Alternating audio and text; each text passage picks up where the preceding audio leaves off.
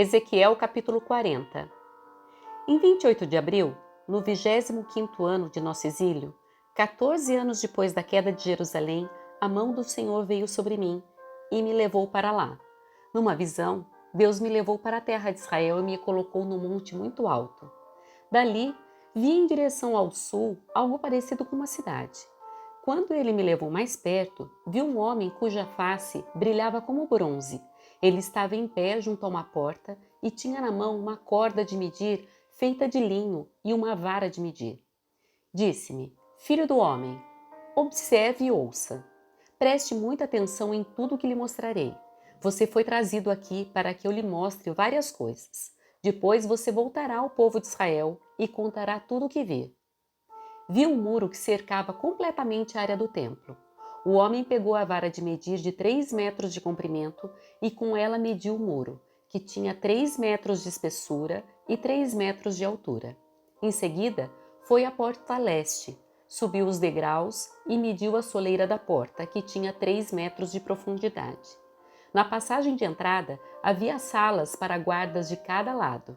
Cada uma das salas era quadrada e media 3 metros de cada lado, e a distância entre as salas era de 2,5 metros ao longo da parede da passagem. A soleira interna da porta, que dava para o pórtico da extremidade interna da passagem de entrada, tinha 3 metros de profundidade. Ele também mediu o pórtico. Tinha 4 metros de extensão e suas colunas tinham 1 metro de espessura. Esse pórtico era a extremidade interna da passagem de entrada e era voltado para o templo. Havia 3 salas de cada lado da passagem de entrada. Cada uma tinha as mesmas medidas e as paredes entre elas também eram idênticas. Então, o homem mediu a porta de entrada, que tinha 5 metros de largura e 6,5 metros de comprimento na passagem. Em frente de cada sala havia uma mureta com 0,5 metro de altura. As salas propriamente ditas tinham 3 metros de cada lado. Então ele mediu toda a largura da porta, a distância desde a parede dos fundos de uma sala para guardas até a parede dos fundos de outra sala.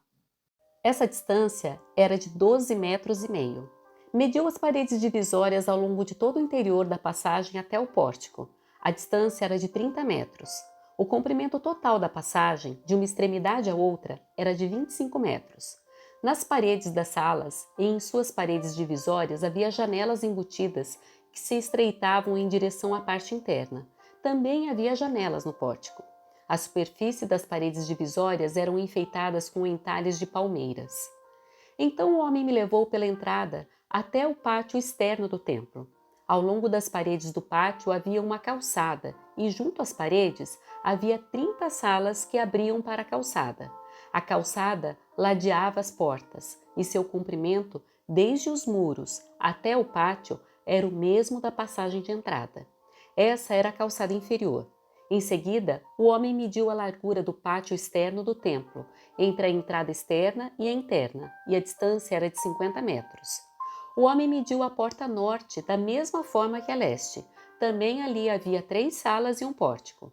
Todas as medidas eram iguais à porta leste. A passagem da entrada tinha 25 metros de comprimento e 12,5 metros de largura entre as paredes dos fundos de uma sala para guardas e a parede dos fundos de outra sala. As janelas, o pórtico e os enfeites de palmeiras eram idênticos aos da porta leste. Havia 7 degraus que davam para a passagem da entrada e o pórtico ficava na extremidade interna da passagem de entrada. Do lado norte, como do lado leste, havia outra porta que dava para o pátio interno do templo, oposta à entrada externa. A distância entre as duas entradas era de 50 metros. Então o homem levou a porta sul e mediu suas partes, e eram exatamente iguais às medidas das outras portas. Tinha janelas ao longo das paredes, como as outras, e um pórtico no qual a passagem de entrada abria para o pátio externo. E como nas outras portas, a passagem de entrada tinha 25 metros de comprimento e 12,5 metros de largura. Essa entrada também tinha uma escada com 7 degraus que davam para ela, um pórtico na extremidade interna e enfeites de palmeiras nas paredes divisórias. E aqui também havia outra entrada que dava para o pátio interno, oposta à entrada externa. A distância entre as duas entradas era de 50 metros. Então o homem me levou à porta sul, que dava para o pátio interno.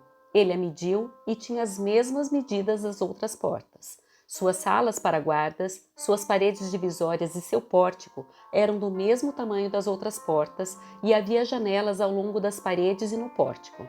E como nas outras portas, a passagem de entrada tinha 25 metros de comprimento e 12 metros e meio de largura.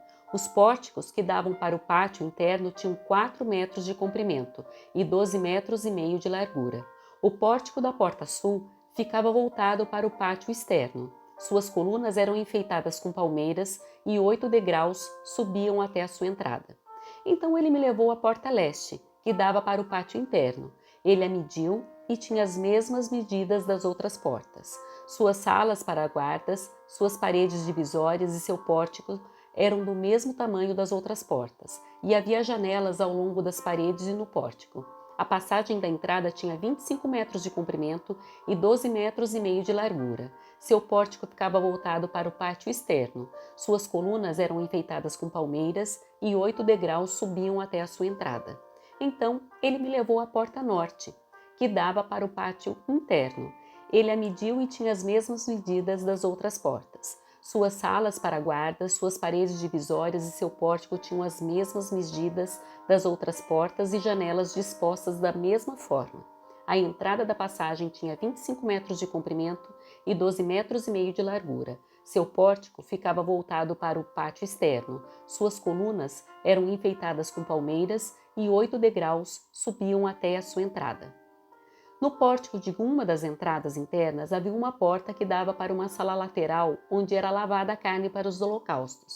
De cada lado desse pórtico havia 2 mesas onde os animais para os sacrifícios eram abatidos para os holocaustos, as ofertas pelo pecado e as ofertas pela culpa. Do lado de fora do pórtico, de cada lado das escadas que subiam para a entrada norte, havia mais 2 mesas. Havia, portanto, 8 mesas no total. 4 do lado de dentro e 4 do lado de fora, onde se abatiam os sacrifícios. Também havia 4 mesas de pedra cortada para o preparo dos holocaustos, cada uma com 75 centímetros de comprimento e de largura e 50 centímetros de altura. Sobre essas mesas eram colocados os instrumentos para abater os animais para os sacrifícios. Havia ganchos, cada um com 8 centímetros de comprimento, presos ao redor das paredes do pórtico.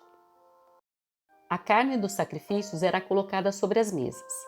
Dentro do pátio interno havia 2 salas, uma ao lado da porta norte, voltada para o sul, e outra ao lado da porta sul, voltada para o norte. E o homem me disse: a sala ao lado da porta norte é para os sacerdotes que supervisionam a manutenção do templo. A sala ao lado da porta sul é para os sacerdotes encarregados do altar, os descendentes de Zadok, pois somente eles, dentre todos os levitas, podem se aproximar do Senhor para servir diante dele. Então o homem mediu o pátio interno e era um quadrado com 50 metros de largura e 50 metros de comprimento. O altar ficava no pátio em frente ao templo. Então ele me levou ao pórtico do templo, mediu as paredes de ambos os lados da passagem para o pórtico e tinham 2,5 metros de espessura. A entrada propriamente dita tinha 7 metros de largura e as paredes de cada lado da entrada tinham mais de 1,5 metro de comprimento. O pórtico tinha 10 metros de largura e 6 metros de profundidade. 10 degraus subiam para ele com uma coluna de cada lado.